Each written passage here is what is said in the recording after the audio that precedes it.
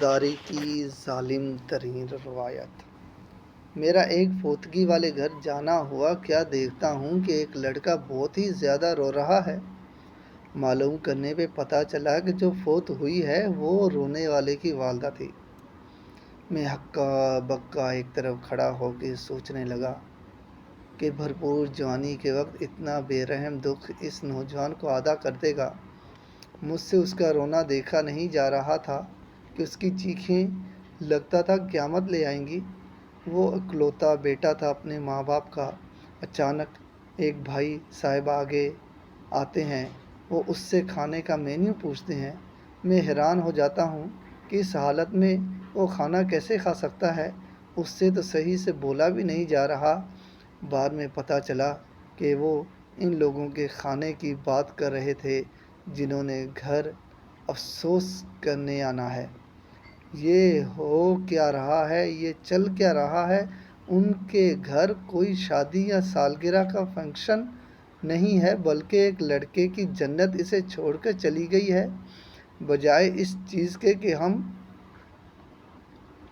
اس گھر کا حوصلہ بنیں، اس گھر کے دکھ میں شریک ہو جائیں، الٹا وہ لوگ ہماری گندی اور نہ کبھی نہ مٹنے والی بھوک کا بندوبست کرنے میں لگ جاتے ہیں۔ کیا ہم اس قدر بے حس اور گھٹیا قوم ہیں کہ میت والے گھر بھی کھانا پینا نہیں چھوڑتے؟ اور پھر جنازے کے بعد گھنا گھنونا کھیل شروع ہوا، ایک ایسا کھیل جسے دیکھ کر کسی غیرت مند کو موت آ جائے مگر ہمیں نہیں آتی۔ وہی لڑکا جس کی دنیا لٹ گئی، برباد ہو گئی، ہاں وہی لڑکا روتی آنکھوں کے ساتھ ان بھوکی ننگی زندہ لاشوں جن کے عقلوں پر ماتم کرنا چاہیے ان کو کھانا دے رہا ہے۔ کیا ان کو شرم نہیں آتی؟ کیوں یہ غیرت سے مر نہیں جاتے؟ پھر میرے کانوں نے سنا کہ ایک آدمی نے اسی لڑکے کو آواز دے کے کہا کہ بھائی یہ پلیٹ میں لیگ پیس ڈال کے لانا۔ اف میرے خدا را! یہ کون لوگ ہیں جن کے پیٹ بھرتے ہی نہیں؟ ایسے لوگ دنیا میں ہی کیوں ہیں؟ یہ مر کیوں نہیں جاتے؟ شرم نہیں آتی؟